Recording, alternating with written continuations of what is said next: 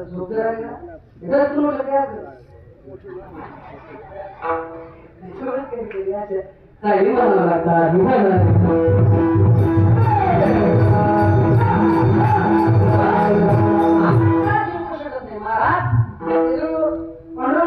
एक प्रमाण दिलं जगा काढत आहे आम्ही माथा दिला पाहिजे कोणाच्या माथा मारा जगत नव्हतं कोणाचं नसतं नाव काय नाव हे माझं करत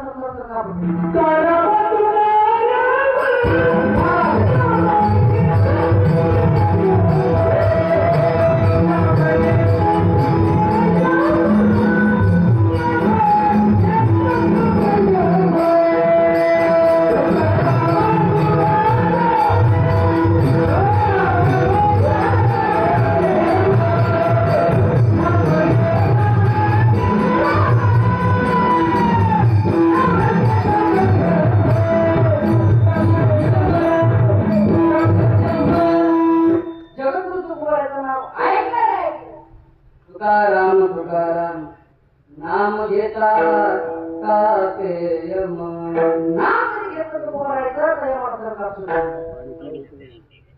बसलेले म्हणजे मला एक सांगा बरं आपल्याला काळ देईन का काळ देईन का नाही तसं नाही घ्यायचं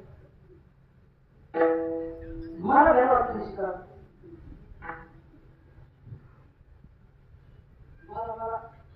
मला भेटला होता तिथे मला भेटला होता भेटायला आला आता आम्ही बारा का भेटणारे माणसं भेटायला आला माने मारा का तुमचं समजा काय झालं म्हणलं मग ते लोकांचं जीवन जपून करा मग तुम्ही कोण म्हणजे यमराज यमराज महाराज या ना घरी नाही हे मारल्याच्यानंतर मग मी काय केलं म्हणलं हे महाराज काय केलं चहा कॉफी दूध तुम्ही मान्य महाराज लय लोकांनी आला बरं का घरी पण तुमच्यासारखा फोनच्या करणार माणूसच भेटलं नाही काय करा कॉफी करा मग कॉफी केली कॉफी केल्याच्यानंतर त्याच्यामध्ये गुंगीचं औषध टाकलं काय गुंगीचं तिथे ये महाराजला कॉफी घेतली गुंगी येऊन पडले तर मी काय केलं दप्तरी केलं त्याच्यात ते पहिल्या नंबरचं नाव होतं खुडीलं खाली टाकलं खाली टाकल्याच्यानंतर यमराज महाराज उठल्यानंतर नंतर उठल्याच्यानंतर मला म्हणजे महाराज मृत्यू लोकांना लय वेळ झालो तुमच्यासारखा पोहोचला कोणी केला नाही काय करतो महाराज आज तुमचा पहिला नंबर घालून सुरू करतो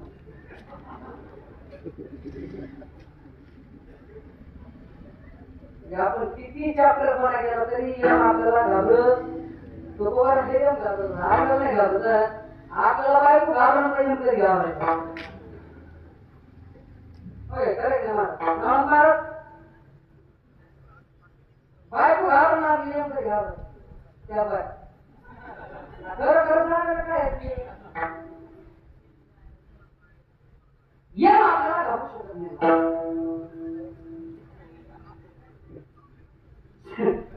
संत महात्म्याला एक घाबरत एक सांगू यमाचं बोलणं याचा आपल्याला आलं आलं हे आपल्याला सुट्टी नाही मला एक सुनी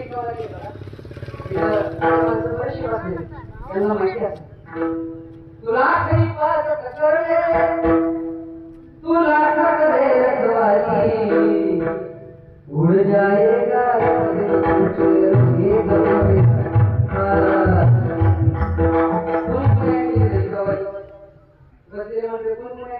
भरपूर जण ऐकलं महाराज जुन्या कवालीचा गाण्याचा अर्थ खूप सुंदर होता त्या कवालीचं म्हणणं असे त्या कवालीचा अर्थ असे तू लाख विपाच करले तू लाख प्रयत्न कर तरी एकदा यमाचं बोलून आलं आलं तुला सुट्टी नाही तू लाख विपाच करले तू लाख करायला कवाली त्याच्यात आत्मा निघून जाणार आणि पिंजरा रूपी शरीर खाली पडणार उड़ जाएगा ये दिन पंछी रहेगा पिंजरा का ये जुने गाणे होते खूप सुंदर विठ्ठला तू मेरा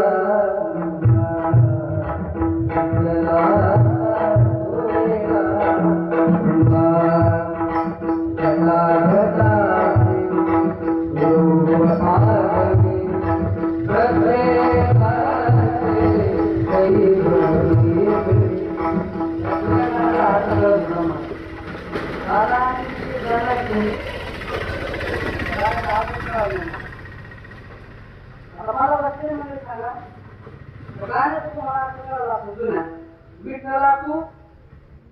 वेगळा कुंभा घटा घटाचे रूप आहे म्हणजे प्रत्येकाचं दैव वेगळे आणि रूप सुद्धा इथं बसलेल्या पैकी आहे काय का घटा घटाचे रूप वेगळे प्रत्येकाचे दैव वेगळे याचा अर्थ तुम्हाला किती शेजारी गाणं ऐकलं झालं हे गाण्याचा अर्थ मला अजून कळला नाही जरी सगळे तरुण मंडळी बसले तुम्ही जुनी माणसं बसले जर त्या गाण्याचा अर्थ मला सांगितला 2000 रुपये कॅश तुम्हाला हे गाणं असे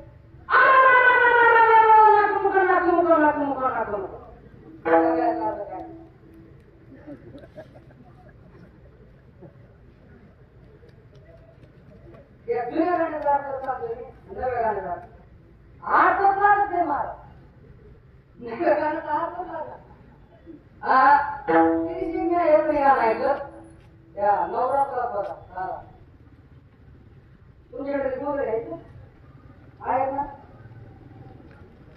इथं 500 गाणे टीव्हीला पारा खाली घातले लोकांनी तर ती देवी अशी नाही महाराज ती देवी कशी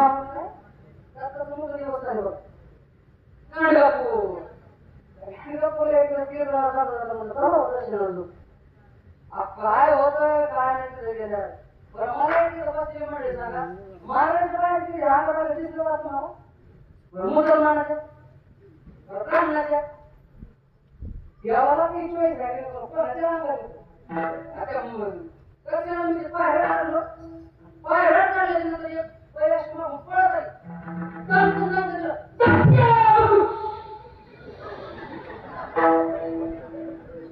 अरे म्हणलं जाते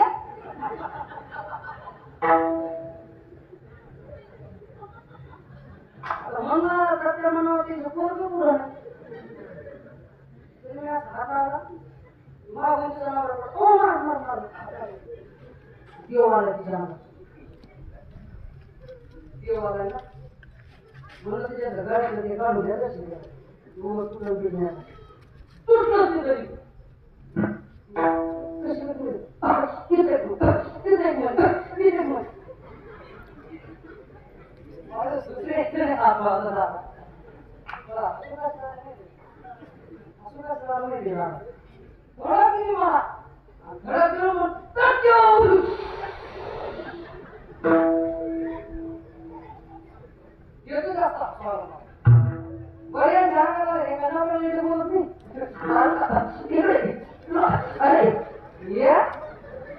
अरे तुला मला का नको तू का देवाला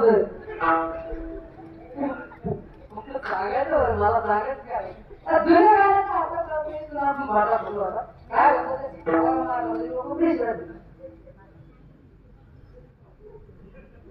अनादी निर्माण प्रगटली महाराज काही लोकांनी किती खायचं किती शिकायला ऐकलं काय कटवा पिके क्या भांगा करी काढूची नजर शिंगाड्या बाबा करी दादा यो गाणं रचना मला फक्त सापडलं पाहिजे नाही हालना नावच बोलतोय बाबा देवी एवढा खायचा झाला अरे तिचं रूप काय तुम्ही तुला म्हणतात काय मला सांगायचं मुद्दा एवढाच आहे की आपण काळ जिंकू शकत नाही काळ जिंकला आमचा संत महात्मा काळ आपण जिंकू शकत नाही त्या काळाचा विषय सोडून देव आपण जिंकू शकतो महाराज फक्त त्या देवाला भाव प्रेम आणि श्रद्धा जगद्गुरु तुकोबारायांनी नामस्मरणाच्या जीवावर देऊ जिंकला आपण जर ते नामस्मरण केलं तर आपण सुद्धा देव जिंकू शकतो काय माझे जगद्गुरु तुकोबाराय नामस्मरण करतो देवाराजाने हात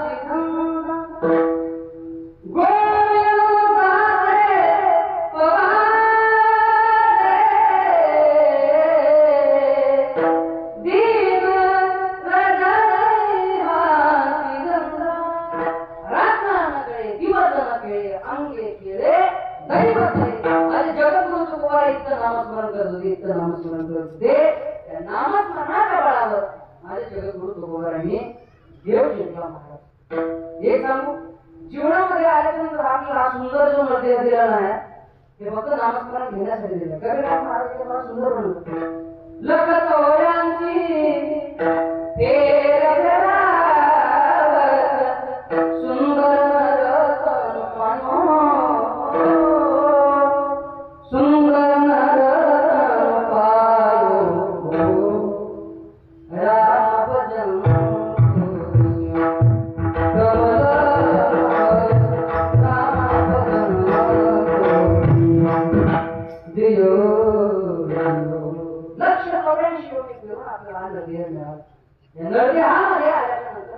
नामस्मरण केलं पाहिजे. एक कवी सुंदर वर्णन वगैरे बघा, कधी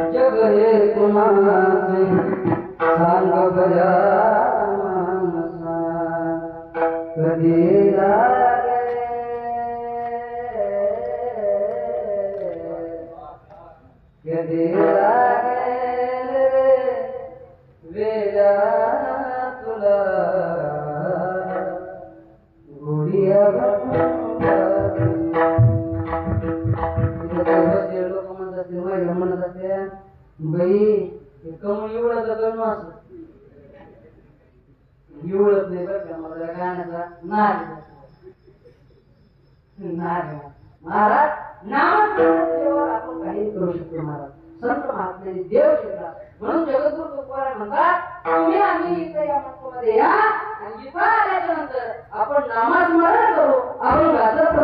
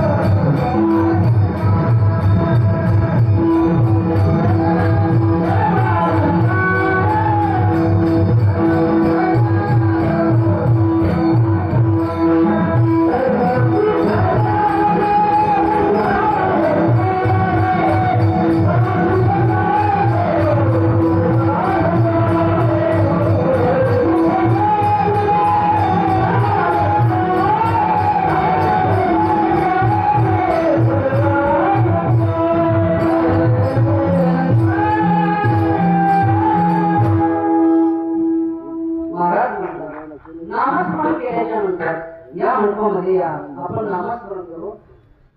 नामस्मरण केल्याच्या नंतर आपल्या जीवनामध्ये सुख समाधान प्राप्त होतं. दुसरा नामघोष करू हरी कथा केले सदा चित्ता समाधान. महाराज ते नामस्मरण केल्याच्या नंतर आमच्या जीवनामध्ये फळ काय प्राप्त होईल. महाराज कितीही मोठं संकट जर आपल्यावर आलं आणि त्या भगवंताचं जर नामस्मरण आपण केलं तर त्या संकटामधून आपल्याला तो तारून बघा.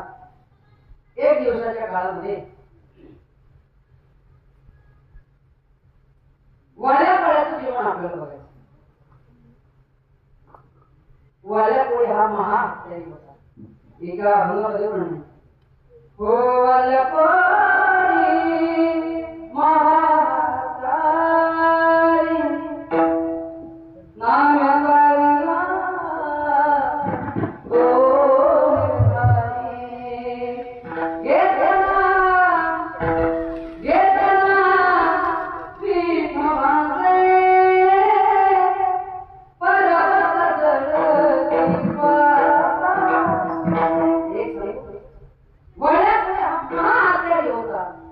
नामस्मरण केल्याच्या नंतर त्याचा वाड्याचा वायू घोषित झाली.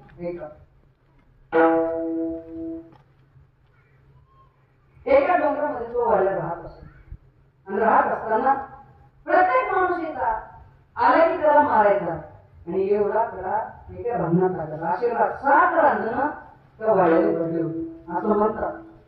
अजून मी काय पाहायला गेलो कोणीतरी गेला हा मी अजून पाहायला गेलो ते मात्र महाराज येतो कुठं गेले नाही तिथे कीर्तनाच नाही सुट्टी मिळालं कुठं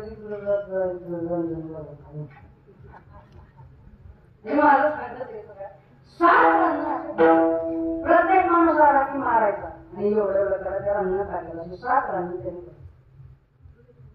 एक दिवस नारद मुनी त्या रस्त्याने निघाले. काही लोक म्हणजे महाराज या रस्त्याने जाऊ नका. का जाऊ नको? या रस्त्याने खूप मोठं टाकू. पण एक सांगू संत महात्मे अशा आहेत. संत महात्म्याने एका कृपा आपल्यावर केली संत कृपा झाली इमारत पळाली. महाराज एका संतांनी कृपा केली की तो भगवंत परमात्मा आपल्या जवळ येऊ शकतो किंबहुना आपल्या संकटातून निर्देशन करू शकतो. नारद मुनी म्हणाले महाराज याच रस्त्याने मी चाललो. लोक म्हणायचे नको महाराज खूप मोठं टाकतोय मारतोय हाणतोय जीव मारतोय म्हणे जाऊ नका. महाराज संत महात्मे हा जगाचा विचार करतात. तुम्ही आम्ही हा स्वतःचा विचार करतो. महाराज म्हणतात जगाच्या कल्याण संतांच्या विभूती देह कष्टी परोपकारे. नारद मुनी निघाले भजन करत नारायण नारायण श्रीमन्नारायण नारायण नारायण नारायण नारायण श्रीमन्नारायण नारायण नारायण नारायण नारायण श्रीमन्नारायण नारायण निघाल्याच्या नंतर काही अंतरावर जातात आणि गेल्याच्या नंतर वाल्या कोणी पुढे समोर येतोय आणि म्हणतोय महाराज काय असेल ते जणू काढा. नारद मुनी म्हणाले माझ्याकडे तर काही धन नाही बाबा सध्या आहे तर फक्त हा चिकोळे आहेत आणि हा विण आहे. आमचं एवढंच धन आहे कारण आम्हा विठ्ठल जीवन काळ चिपुया धन आमचं याच्याशिवाय दुसरं कोणतं धन पाहिजे असेल तर ही चिपुळी आणि हा हे विणा बस भजन कर. पण ऐकतो तो वाल्या कसला. नारद मुनी म्हणाले वाल्या आजपर्यंत किती लोक मारले ते. तू म्हणे महाराज खूप लोक मारले. बरं एक सांग म्हणे तू घरी जा आणि घरी गेल्याच्या नंतर तुझ्या या पापात कोण कोण सहभागी होते ते पहा. महाराज डाकू वृत्तीचा माणूस काहीही बोलू शकतो. तुम्ही बघा ना आम्ही एखाद्या दिवशी होते आणि मग एखाद्याची दृष्टी असू द्या तिला बसलो आणि बरं असू द्या लोक आम्हाला काय बोलते तुला मिळत नाही. महाराज ना तू आता स्थिती काय त्यावेळी मला गप्पी बस धोरण्यासारखा धरून धोतर लोक आम्हाला बघितलं का काय बोलते वाले म्हणलं हा चांगला महाराज मला घरी पाठवून तुम्ही कोण आहे. नारद मुनी म्हणाले हे रुमाल घे माझा मला या झाडाला बांधून टाक आणि तू एवढंच काम कर ना आणि तुझ्या या पापात कोण कोण सहभागी होतंय एवढं पाहून ये. वाल्याने बांधलं ना मुलीला, घरी आला. आता घरी आल्याला कोणाकडे आला असेल बरं पुरुष मंडळी? घरी आल्याला कोणाकडे आला असेल?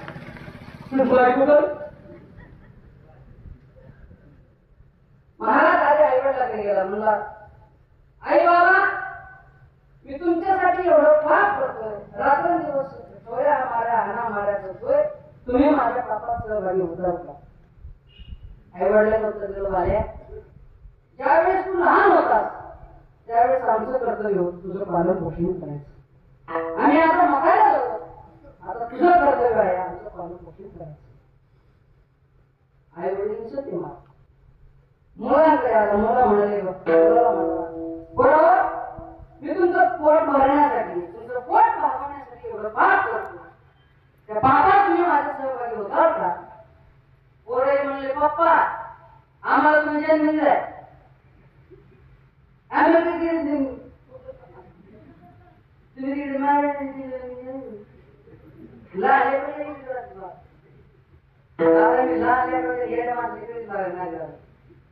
एक दिवस रान जात असताना आमच्या रानाकडे गेलं आणि त्याच्या हातात हमेशा गिळा. एक दिवस काय झालं, रानात जात असताना त्या समाज उभा राहिला आणि असं इळं वर गेला. नेमला तर इळ आहे हाणव नाही आपला आटा खावला पळतोय पुढं ते पळतोय मागं, पळतोय पुढं ते पळतोय मागं. जवळ गेल्यानंतर नेमला काय करतो ते खूप जातो त्या असं इळाचं असंच मोड जवळ अरे म्हणतो हा दिसा मला शिवायचं म्हणून पोराच्या येण्याच्या कधी नाही लावून एक वाढ नाले भागात गेलो अशीच म्हणायची सुनाची गोष्ट कीर्तनाला गेलो तेव्हा महाराज चला आपल्या घरी चहा पाणी घेऊ. बाळ्या चहा काही घेत नाही करायचं, चला मग महाराज आपण दुसरं काहीतरी घेऊ. दुसरं काहीतरी म्हणजे तुमच्याकडे दुसरं जेवण घेऊ म्हणे ताट बी घेऊ. हा म्हणलं ताट म्हणलं तर ताट माझं एकदम आवडीच आहे. गेलो महाराज घरी आम्ही, तिने काय केलं काम भरून ताट आणलं. बाबा साखर म्हणलं टाक तुम्ही अरे मला ओझं करता माझ्याकडे पिलो महाराज कापली व्हायला लागलं अगदी मासाने टाकून लागले हात मध्ये गेलं डबले काम भरून बाबा साखर म्हणलं टाक साखर टाकून आली तीन कती बसावा मला बाळू दोन तांबे टाकले मध्ये मम्मी काही होणार नाही काय त्याच्या दोन पडला होता काल.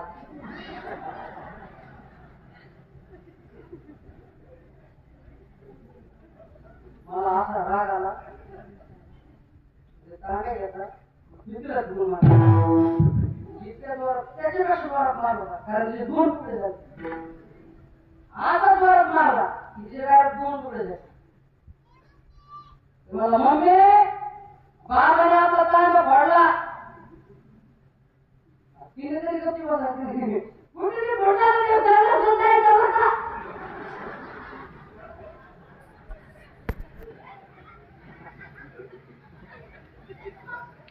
म्हणजे तुम्ही एवढा असा झाला असेल का हे फक्त फवारा असतो मला वाल्याचे प्रमाणे हवा बाबा आम्ही काय तुझ्या बापात सहभागी होणार नाही होणार. शेवट बायकोकडे आला. आता बायकोनी बायकोच महाराज बायको काय हिंदीत बोलती काय जीवनामध्ये बघ दादा जीवनामध्ये फक्त पेपरावर काय करायला पेपरावर काय करायला बघा तुम्ही आमच्या घरी घरी महाराज उडलं की या बेकार तुमचं कसं आहे बायको म्हणाली महाराज मी तुमच्या बापात सहभागी होणार नाही, तुमच्या बापात मी सहभागी होणार नाही. तुमचं कर्तव्य तुम्ही लग्न करून मला तुमच्याकडे आणलंय, तुमचं कर्तव्य माझं पालन पोषण करणे. हा बस झाला महाराज बोलल्या हातभर झाला आणि हातभर झालेला वाला कोणी नारदमुनीकडे गेला महाराज. नाही केला तर दिला परोपकार, नाही दया आणि परिताप, करू नये तो केला व्यापार, वाहिला भार कुटुंबाचा. महाराज या कुटुंबासाठी मी नाही ते लोक मारले, नाही ते कार्य केले. एक सांगा महाराज, या पापातून मुक्त होण्यासाठी मला एखादं साधन सांगा. त्यावेळेस नारदमुनी म्हणाले, वाल्या या पापातून तुला निर्मुक्त होण्यासाठी एकच साधन, ते म्हणजे रामनाम. नारद मुनीने जप दिला, राम राम राम. वाल्या कोयला राम राम राम राम म्हणता येत नव्हतं. तो म्हणतो मारा मारा मारा. संत महात्मे अशा असतात महाराज. संत महात्मे शिकवताना असं शिकवतात. आमचे महाराज श्रीमद भागवत एक श्लोक ऊर दो मध्ये ऊर दो मध्ये येत नव्हतं. महाराज म्हणे तो ब्राह्मण महाराज म्हणजे तू काय करे काम कर, तो ब्राह्मण असं फास्ट म्हणलं. मी केलं तो ब्राह्मण महाराज मला हे सोडलं. मी केलं बुद्ध असं संत शिकवतात. नारद म्हणून म्हणाले, वाड्या तुला तसं नामस्मरण तसं कर, पण नामस्मरण मात्र सोडू नकोस. महाराज वाल्या कोळ्याला जप दिला. नारद मुनी घेऊन गेले. दुसऱ्या वर्षी नारद मुनी आले. वाल्या कोळ्याच्या अंगावर वारुळ तयार होतं आणि वारुळामधून नाव उठलं, राम राम राम. एक सांगू, वाल्या कोळ्याचा उद्धार केला कोणी? संत महात्म्यांनी मार्गाला लावलं, नामस्मरण करायला लावलं. आणि एक सांगू, प्रभू रामचंद्र जन्माला यायच्या अगोदर वाल्मिक ऋषींनी रामायण लिहिलं. म्हणतात केले रामायण रामादी कोणी याची कीर्ती वाढली केले रामायण रामादी. मला एक सांगा, पहिल्यांदा वाल्या कोणी कोण होता? डाकू होता. तोच डाकू आज वाल्मिक ऋषी झाला. आज आपण त्यांचे दर्शन घेतो का? हा नामाचा महिमा आहे. म्हणून महाराज म्हणतात, सदा नाम घोष करो हरिकथा सदा चित्ता समाधान. एकाच भगवान मंडळी मंडळ परमात्म्याचं नामस्मरण केलं सर्व स्वतः आहे. सर्व अलंकार आनंद निर्भय निर्भय निर्भय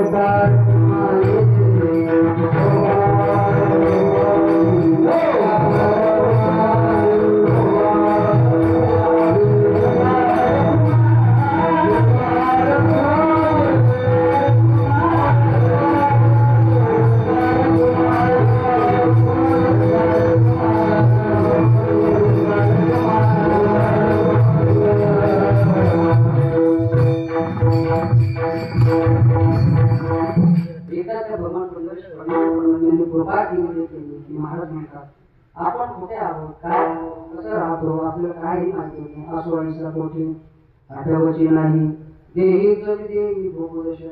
एकदा त्या भगवंताने कृपा दिली केली की आपल्या अंगाला पापही लागत नाही, पुण्यही लागत नाही. तुला म्हणे आम्ही झालो अग्निरोप लागून पाप पुण्यांगा माझ्या पुण्याचे तेल. असं मी तुमच्या पुढे आभाराचा अर्थ सांगितलं आहे. माझ्या गुरुवारी माझ्यावर कृपा केली, त्या पद्धतीचा मी हा मुलं सोडलेला आहे. हे सांगू, मला तुमच्या सर्वांच्या दर्शनाचे यांच्यामुळे घडला. अशा असणारे आमचे गणेश दादा यांच्यामुळे तुमच्या सर्वांच्या दर्शनाचे घडला. पण एक विषय झालं होतं दादा, एक विषय झालेलं. लोक कीर्तनाच्या नंतर पाकिट द्यायला 10-15 मिनिट थांबले. मला डायरेक्ट पाकिट मिळत. मी एक काम करायला पाहिजे, घरी बंद राहायला पाहिजे होता. मला एक विषय आज माझं ज्यांनी सौजन्य घेतलं अशा असणारे आमचे विनोद बाबासाहेब किरवणे यांनी माझं सौजन्य घेतलं. मला मात्र बाहेर भेटे गेला कीर्तनाच्या आधी पाकिट भेटलं झोपून यार 8,000 कीर्तन सोडला त्यांचं असलं. पण म्हटलं ना बाबा हे आज माझ्या विश्वास ठेवला, आपण यांचा विश्वास करायला म्हणून माझ्या बुद्धीला जसा असं मी तुमच्याकडे बोलण्याचा प्रयत्न केला. आमच्या माझ्या कीर्तनात सगळं महाराष्ट्रातील मुली आहेत. तुमचे प्रणव महाराज, पुरुषोत्तम महाराज, माऊली महाराज, निवृत्ती महाराज, वास्तविक महाराजांचे